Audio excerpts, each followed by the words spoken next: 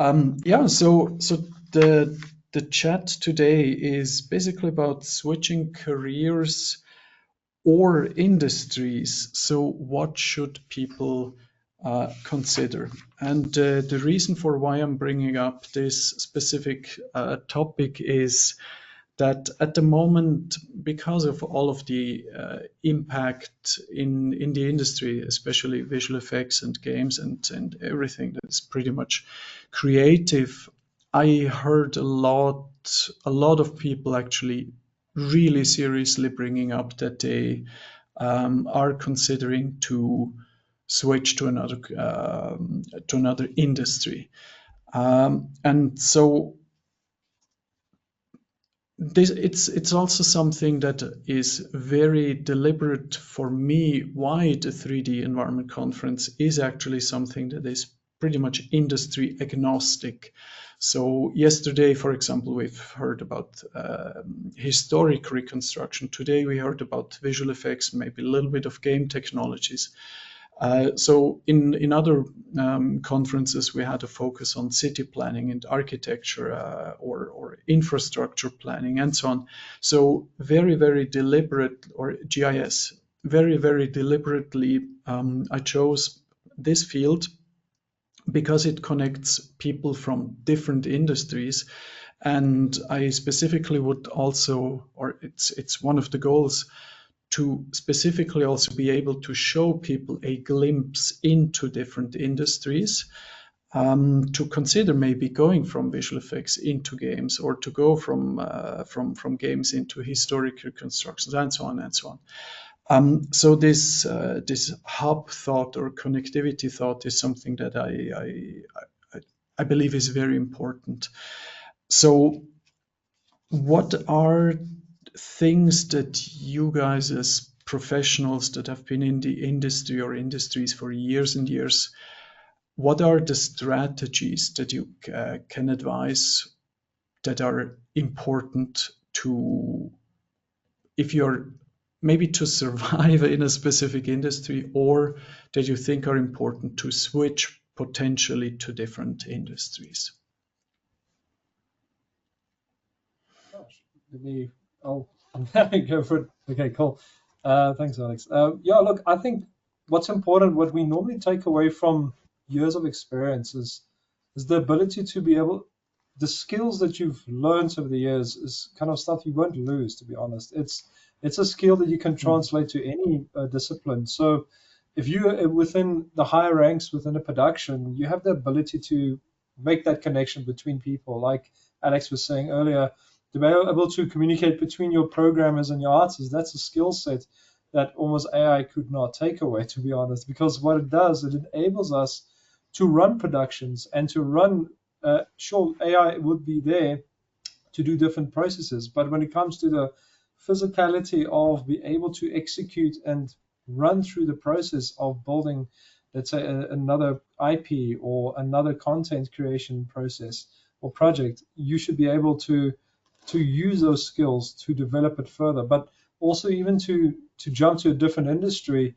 The way you would run productions is the principles are very similar. So for you to be able to translate across shouldn't be that hard. When it comes to between game and, let's say, VFX, I think there's a beautiful synergy between those two worlds that allows you to be able to jump between different forms of industry.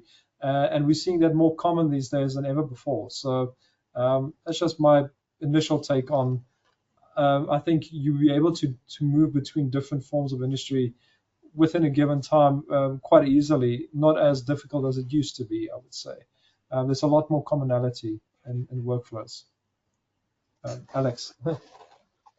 Yeah, I agree. Also, I'd say basically the same thing as I said in my technical directing talk. It's like problem solver.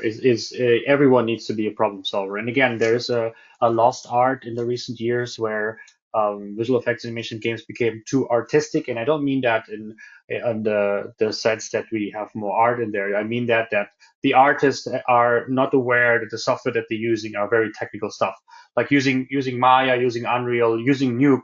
It's relatively difficult. Yes, you can learn to put the nodes and you know what nodes it is. You can put the slider to, you learn that this slider does this and this slider does this. but the software are so heavily in like convoluted with stuff that there's especially in a production, like in a single person, that's okay, but in a production, suddenly you deal with other people's bad scenes and other people's bad results and whatever. Suddenly you need to be aware of how to deal with it. So I generally say basically a skill that you, independent of what you do, becoming a problem solver to a certain degree, especially at least on your own problems, like all the problems that you have. That means whatever happens to you, there's a certain level of you can rely on your own skills to solve that. Like times kind of situations, things take too long, things can be better, whatever. So yeah, like even a lighter, for example, I'm doing lighting TD, like a lighter who understands the rendering process basically and calculates in it, like, okay, yes, I make it pretty, but I also think forward of the rendering time. Is more valuable. A lighter who cares about the scene is more valuable because it can happen that someone has to open it and it looks like all over the place. And so this kind of like, these are not the direct skills that you learn now particularly, but these are the skill like problem solving in general. And again, one of the problem solving skills that you can like pin down as a skill in your resume and your show reel is something like Python in our industry. And for example, Python is, I think, the second or the third most important language on this planet. If you look at the statistics, JavaScript is the most important one because of the web application elements, but Python is the second or third one, basically. And that means because you can use it in visual effect animation games, you can use it on Windows and Linux for whatever application you want to write. You can use it for machine learning. That means whatever you do, visual effects or not, you can literally work and create machine learning tools, something that calculates something more precisely, image generator, whatever you want to do. So this is like one of, and again, scripting is a skill of problem solving. It is. It's nothing else. It is a creative thing when you play with it, but at the end of the day, what you do is you solve a problem. You generate images that were not able. You automate workflows that were done manually. So I think that is the key, is like being a problem solver in general as a skill. And I generally recommend everyone to have a slight degree of scripting knowledge, because it is also a great way to train your mind of problem solving, because translating something into a Python script means you have to break down the concept of the workflow and then translate that into Python lines, basically. So I think learning Python is one of the best way, besides doing the day-to-day problem solving, is the best way to train your mind to become at least a certain degree of logical thinking and problem solving. And I would recommend it to everyone, because I believe that is one of the most important skills in the world. Besides communication and all the other things, obviously, that are also important. But that would be a skill that is kind of like, because communication is really standard. You have to do it. There's no way around it. I have some. I'm not sure if I can formulate properly, but the thing is, you just mentioned that problem solving in itself is a life skill. Now, working in the creative industries, like for example, visual effects or games or wherever there are teams involved. So what we described so far is problem solving in the sense of you are aligned with the vision of the company and with the goal of the project. Now, if you are, let's say, for example, struggling that, for example, you don't have a job, you need to solve that problem.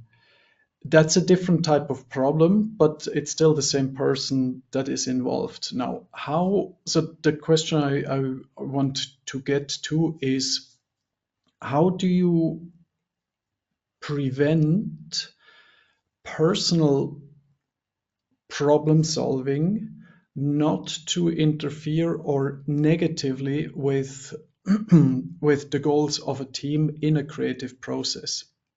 In the sense of, your problem is that you want to move on with your career, or you want to get a job, or let's say, or if you are working within a team, you want to get ahead, but this may actually interfere negatively with other people.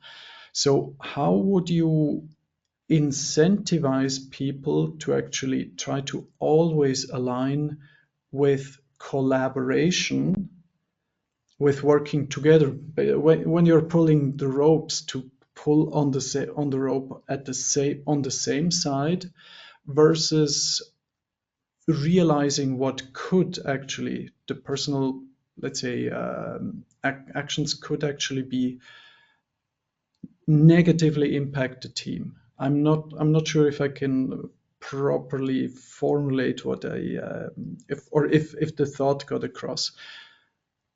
The thing is, problem solving if is always a question of perspective. So how do you make sure that that people are aligned and agree on what the problem is? Because that is very often subjective. Maybe this gets very, very philosophical now. Rob, problem solving is a subjective. I mean, I wouldn't say problem solving is a subjective thing, because at the end of the day, let's say, like, example in our jobs, like Maya takes 2 hours to open a scene. That's a very objective thing. You just have to figure out what's the reason, like what does make the scene so heavy that it takes 2 hours. So it is literally like you can everyone will maybe try different strategies to do it, because from the background and the way that they think about it, but it is an objective problem, and it is and there's objective ways to like go about it, like there's typical steps that you can do. If you can train everyone to do this, like 1, 2, 3, 4, 5. So I don't see problem solving as a subjective thing. I do. Let me give you this example, this very famous statement of, you are not going to be replaced by AI, you're going to be replaced by a person using AI if you don't, right? So that is something that is I think it's wrong. It's simplifying the thing, but there are personal agendas about, with, let's say, fears, existential fears that are very strongly interfering with problem solving, in the sense of what if I don't find a job, or what if I lose my job, that may incentivize people in a negative manner, in the sense of that they start to go down rabbit holes that are slightly unethical. Yeah, look, I think from looking at obviously the situation we're all facing, like you say, what happens if AI takes my job? That's the biggest fear for anyone that's invested so much time and effort in his career for years to come. And a big thing that I've noticed is, like, not to say that it's a fact, if you're a generalist, you'll probably have a bigger chance of survival. But I think there's an easier way for you to pivot in different directions if need be. To be honest, like, I think your skilled artist who's capable of doing multiple tasks would be able to almost function as a one-man army, to be honest, because that person would be able to do multiple tasks, and even use Python to program an agent to do different tasks to streamline the process of getting through that request of a production, or whatever the requirement is for a deadline. But the key thing to understand is that person first needs to understand all these sub processes thoroughly for them to be able to successfully build a system that could help them to deliver the actual production. So agents obviously being a very relevant topic lately, with AI agents coming to the forefront, and the way it's automating multiple steps and processes. And like you say, it's the fear of one of the people within the pipeline is one of those steps, can easily be replaced. How does that person respond or react to that? And I believe it would be the fact that you must be able to broaden your skill set in general. Like, I think that's a really good start for you to look at. You have the ability to almost leverage and benefit from the tools that's been created lately, but also to understand the underlying functionality of each one, so you can get the most value out of that tool. yeah, there's so many ways to apply this, but the uncertainty is very real for everyone. I don't think it's none of us is actually at this current stage to certainly know what the projection is going to be in the next 5 years or even few months. When we look literally the last few weeks, how fast the evolution of tools are happening, like Comfy UI in itself is literally updating hourly, and how the nodes are working and how you can utilize those tools. But what I love about obviously me coming from a pipeline background, and Alex, you as well, of course, is there's a certain understanding of how, let's say, Comfy UI works that makes very sense to you to almost move across it and still have a control over the systems and how you can go into, let's say, an image generation and finesse and craft still on an artistic level to get the results you're aiming for, and not completely leave it up to AI to be like a throw of the dice and hope, hey, I'm going to prompt something and let's see what I'm going to get. And then after version 400, maybe I'm lucky of getting a version of this. There's still a sort of understanding and engineering that image with a system. Even though it's AI, you can still manipulate and control that system to give you the desired results. Because the like I said, the hit ratio is almost 300 to 1 to get something that you can be usable if there's a director behind that shot that wants to direct exactly what he wants from that result. So for an artist to have the ability to leverage on tools that's currently available, but to have a really good understanding, like you say, a Python background to be able to program systems, I think for them to move into an era where things are going to be automated in many ways, it's how do you manipulate the small automations to control a bigger system. And it's always, that's where, from my point of view, if I needed to make a decision on that front, it's for me to use my current knowledge how to run systems to build a bigger system that can automate many processes, and actually comes back to then the artistry of things and not just the automation of the workflow. It's but crafting again the shots. But that's just from my current perspective. And I'm sure even 2 weeks down the line, they're going to introduce a whole new system, and they'll be like, "Oh my word, that guy was lying about what can be done." So, but yeah, it's just my current view on things. Yeah. Yeah. I mean, I love these deep philosophical things. I mean, I see the potential of the positive things, but because of my nature, I see also the positive of all of the negative potential, like the social engineering that you can get into and so on. So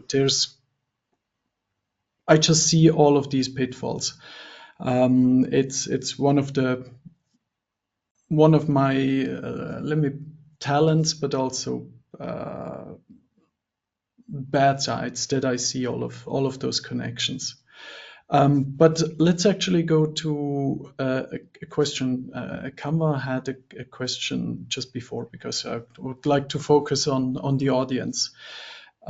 So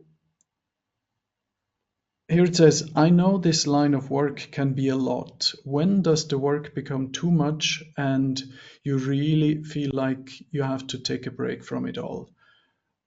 What do you then do?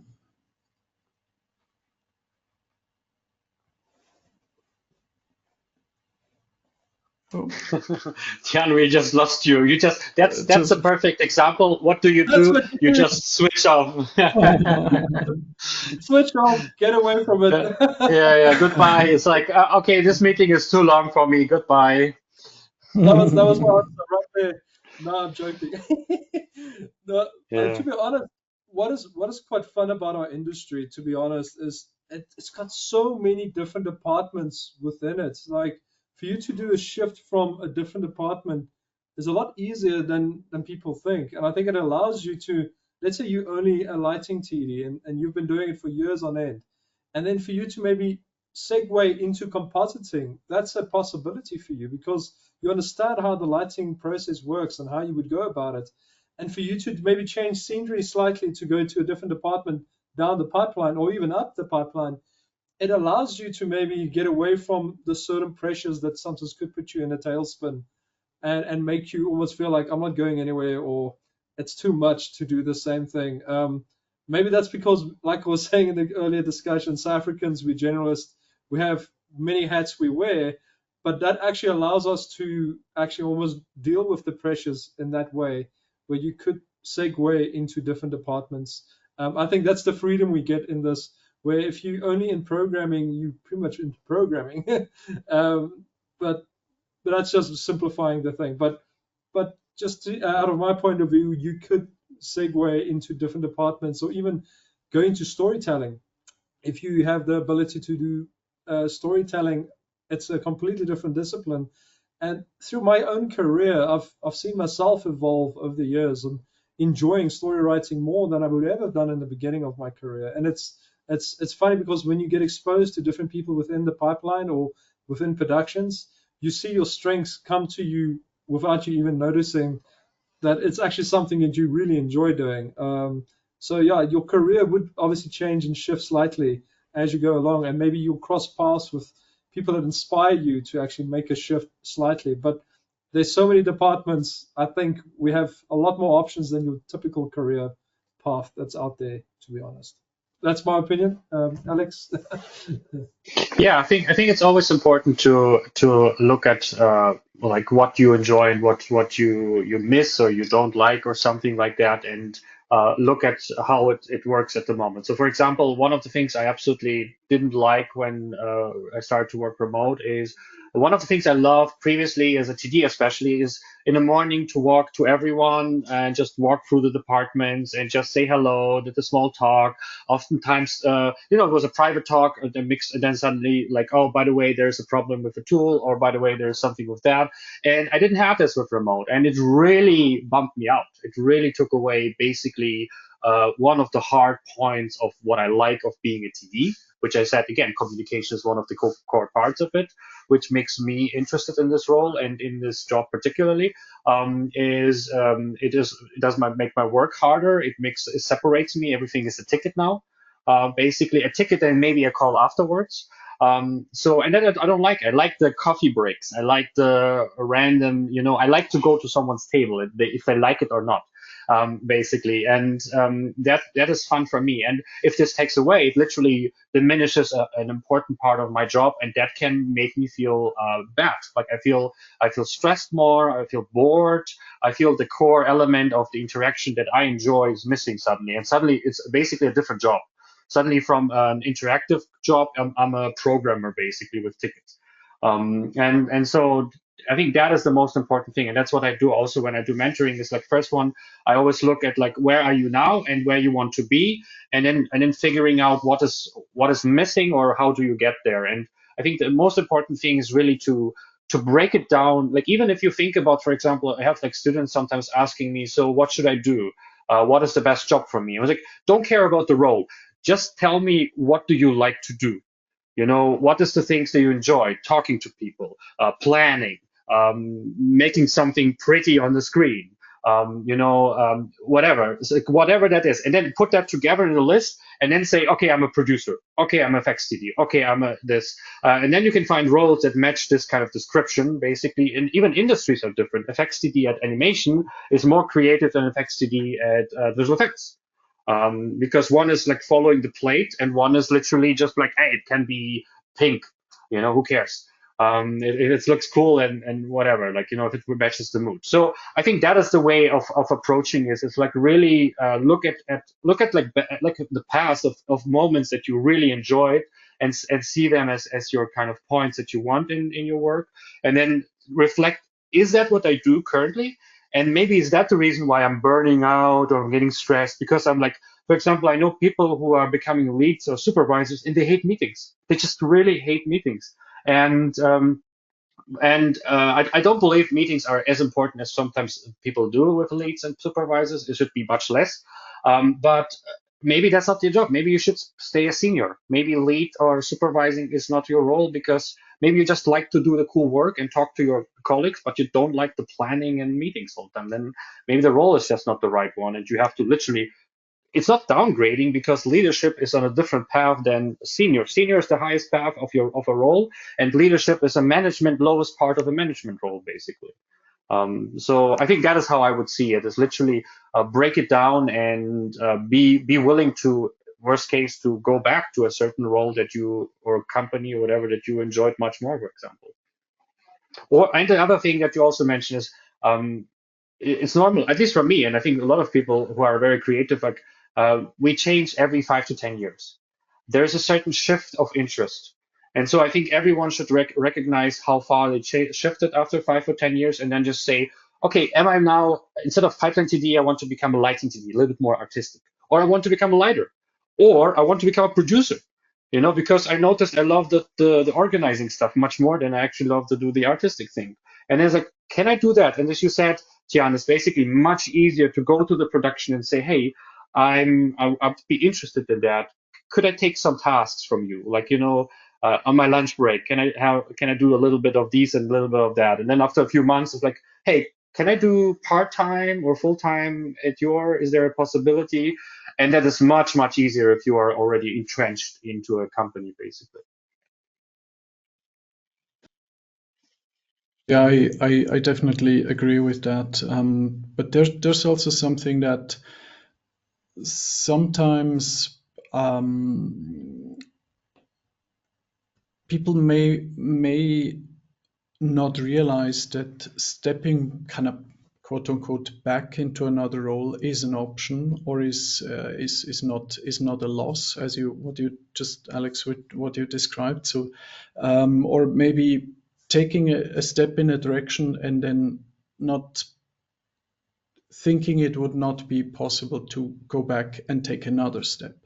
So that's something that is I've seen a lot with myself, also in past. It's like sometimes that's the best thing. Take one step forward, you take one step back, right? The other thing, so there's absolutely no shame in that, especially if you have a good relationship with your peers, or with your boss or employee, whoever it is, right? The other notion, which I think is just really important also, is lifelong learning in general, and always just being aware of in which direction you are going. It's not to be like super careful about every step that you take in life, but nothing is set in stone for you. Nothing is fixed, and you always, there's a danger of moving yourself to the offside, and not considering that you may eventually, let's say, for example, burn out. And being aware of this means not to be scared of moving on, but just being aware of it, that you develop a lifestyle, or certain habits where you realize, or where you consciously decide that I'm always able to take that step back, so that or like what Canva wrote, is basically where you feel to have to take a break from it all. That's always one step too far. That sounds like you put too much pressure on this direction, and it kind of forces you, or you force yourself to move on.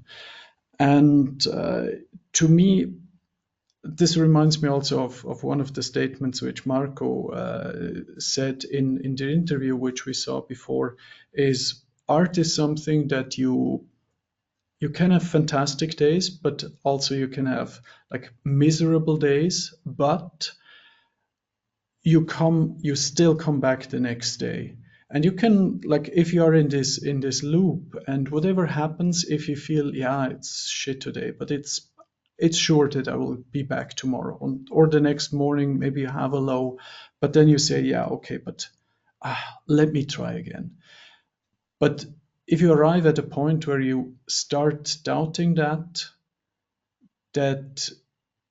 maybe you're not sure if in 3 months you still want to go back to it. Then it's about time to consider next steps or alternatives. But a few months before actually like being confronted with the fact that you must take a break, right? That's easier said than done, but it's definitely something that the awareness of it is, I think, is very, very important. Actually, I have like a story to that one. I had this really weird situation where I was doing pipeline at a studio, and I did like a 1 week vacation. And in the 1 week vacation, I ended up doing pipeline work for myself. I was working on my like open source pipeline, and I built it years before. And in the middle of this week, I was like, Alex, what you doing? You're literally next to the beach, and your main thing is like working the same thing as you worked in the company. And then it's like, no, it's not the same thing. I don't, it's not fun at the studio. It was just horrible. Like all these like patches and I have no control over like, bad decisions that I'm not agreeing with and whatever. But here I can fully embrace what I like to do. And so I noticed like the extreme things, like it's not the pipeline, it's not the coding, it's the project that I didn't like and the decision making that I didn't like. And then like, 2 months later, I was out of the studio. Yeah. And that was, for example, also something where no, it wasn't the job, it wasn't the Python, it wasn't the pipeline, it was nothing. It was just the environment that didn't allow me to do what I really like to do and what I'm also good at. And that was like really interesting for me because that made me the decision of like, yeah, maybe I just have to switch the environment and also be maybe pickier in the next one. Because it is not the skill that is holding me back or something like that. It is actually, or the work is actually the surrounding that kind of doesn't allow me to play in the way that I want to play. Like it's like David Fincher's third Alien movie, which hated like nothing else. Is like, yeah, you can say he's a bad director, but yeah. If the studio is interfering in every step of the way, and then you cannot make your own movie and your own final edit, then it's not your movie anymore. Like, it's not fun to do. Yeah. Basically. There's just a follow-up question coming in also from Canva. So if I'm not mistaken, you guys have a lot of experience. I think Tian said he's been doing this for 20 years. But what is a piece of advice you would tell your past artist self that you could have found crucial and useful? I think looking back, when I started out, I was a little bit very tied to studios, where I was almost insecure of trying to go freelance early in my career. I was very tied to a studio, trying to make sure I develop my skills, and it was a good beginning. I would say it's a critical part on understanding pipeline and the way studios function.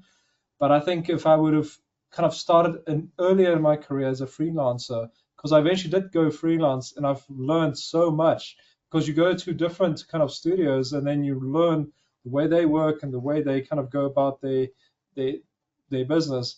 It gives you a completely different perspective on how people would function, how environments should work, how different kind of opportunities there would be for you. And I think the younger you are, the easier it is to take those kind of risks. The older you get, the harder it becomes. Because obviously maybe you get a family, there's more responsibility that goes with that.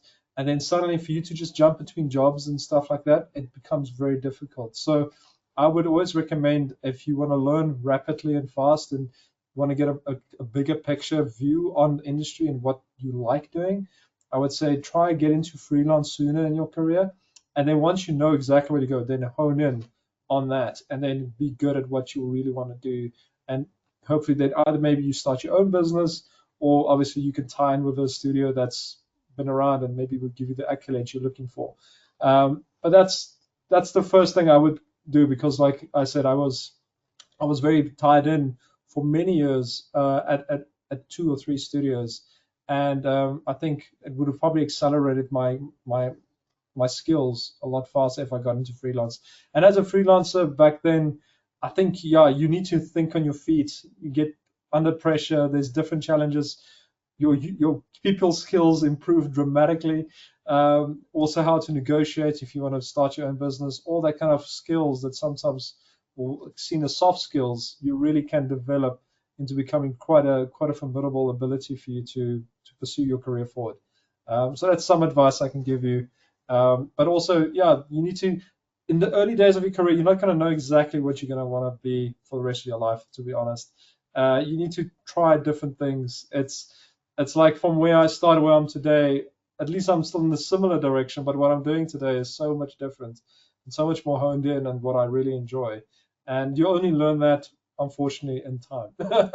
And then when you look back, you're like, oh yes, I've made a few mistakes here and there, but that's the course of any career. You need to make mistakes to make better ones going forward. But yeah, that's what I can give as an opinion.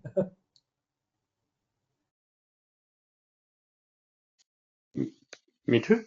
So, so I always say my recommendation to anyone who is in similar roles as I is, if you are in a technical directing role, first thing, make friends with the IT and the production. That is something I always recommend everyone. These are the most important people in your life. One is the one who, like, makes the computer run. Second one is the one who, yeah, can I get a week for this? That's the person. Or can we stop production for a week? Because we need to fix this. These are the people you need to talk to. But in another side, I would recommend to myself learn about politics, and I mean that into company politics, because this is something people ignore, especially in the beginning. And the more you are trying to stand out and try to be good and whatever, the more you are holding back by some people who are, like, I don't know, afraid of you, of your skills, of your abilities, of the way you talk. Maybe you talk a little bit too direct sometimes. This doesn't work.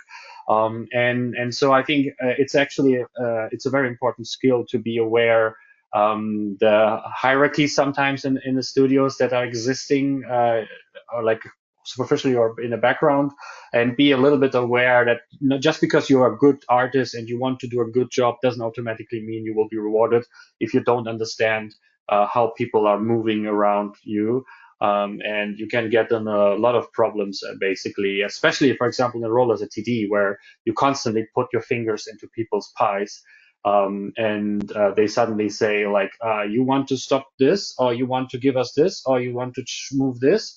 And then they're like, if you don't have this backup of a production in the IT, if you don't understand that certain people, they are more powerful than you thought, then it can create a lot of problems. So I for myself, I would recommend to be a little bit more, not just like I'm doing great work or whatever, but like literally it's like, okay, how people interact, who, like, for example, I'm not trying to offend the other lead because I go to this lead kind of situation, to avoid that as much as possible, because that can lead to a lot of like unnecessary but realistic problems, basically. So it is this, like, a little bit politic understanding is actually, from my experience, key, especially if you stand out in some ways or another. Like, if you are just an absolute average, maybe less, but the moment you are, integrating, again, pipeline TD or TD, you are more in other people's kind of works. It is quite important to know who is running why and how they're connected to each other. It's not fun, but I think it's super important. Yeah, life, or let's say social skills in general, and team psychology is, I would definitely agree, that's incredibly important, and make sure.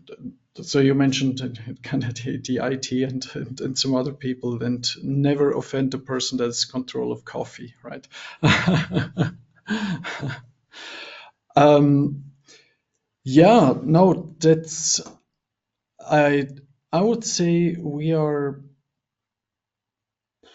roasted. I'm pretty much at my end also of concentration right now. It's been a long evening. I think we went quite a bit over time, almost an hour. But it's been fantastic, and I didn't get more questions right now.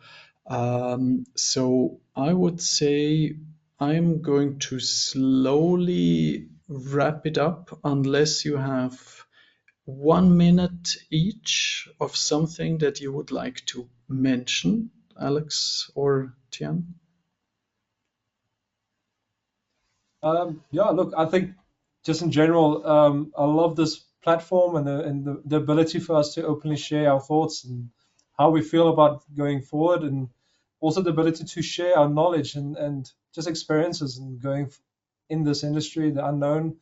I'm sure everyone's very cautious of what the next year would hold for us, but it's actually quite exciting. I think there's a lot of opportunity that comes with this uncertainty that could actually give people the ability to form new paths or new forms of their career that they never knew existed. So there is this common trend that people always fear the unknown, but sometimes it's actually probably the biggest thing that's going to help you to path a completely new future we don't even know exists at this stage. And it's exciting times.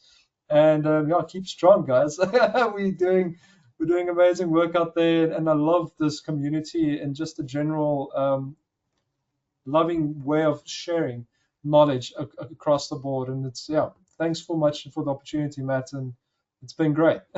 Thank you. Yeah, I also agree. I think it's really fantastic, Matthias, that you organize this. I personally also love to share. I think it's an important thing to everyone, to share, build mini communities. Even in the studio, sometimes just all the animators come together and do something, or you create a tutorial, or you make such a like the event. For example, we do every month the TD meetup to talk about current TDs, as we talk like copycat and whatnot, basically AI, but also with contract negotiation, because everyone needs this, even TDs. And I think that is really important. And one of the ways that I see things positively, and maybe that's the way that because I see things always like that way. I'm always positive to the future, generally speaking, because I always see everything as a problem. That if there's a problem, there's a solution. And I mean that also in every situation. You want to work for Pixar, that's a problem. What's the solution? That can mean 3 years of hard work, but that is a problem, that's a solution.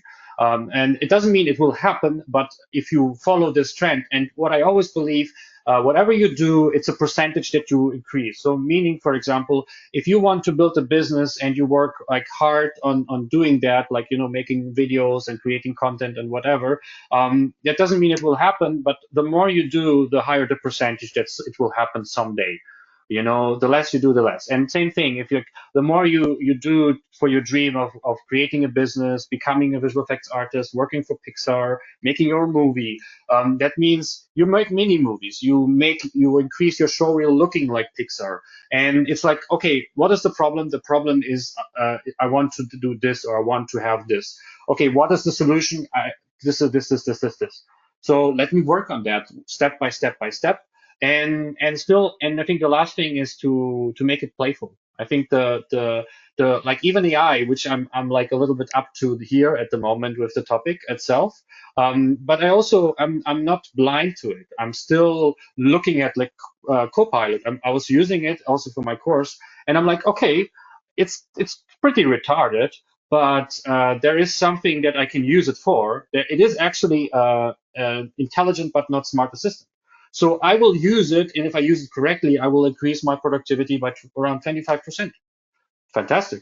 I will not put all my eggs into this basket, but I will not ignore it and get left behind in like 10 years basically. And I think like seeing everything as a playful thing, even job search can be a playful thing. It's like, didn't happen. Okay, let me try another one. And I think playing with everything is I think the best way to see like life and every challenges that you have basically, and keeps you like a little bit also positive minded, I think, in general. Fantastic, fantastic. So there were two or three small questions that were yet unanswered, but because there's a little bit chat gonna go continue right after I finish the last slide, so we can either bring those questions in right or right afterwards in the kind of Ask Me Anything session, or obviously via email. We are going to forward the questions to the appropriate people.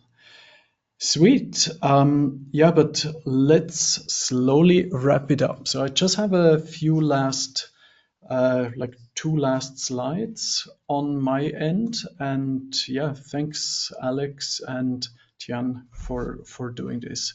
Thank you so much, and have a wonderful evening. Thank you for Thank having you. us. You too. Cheers, guys.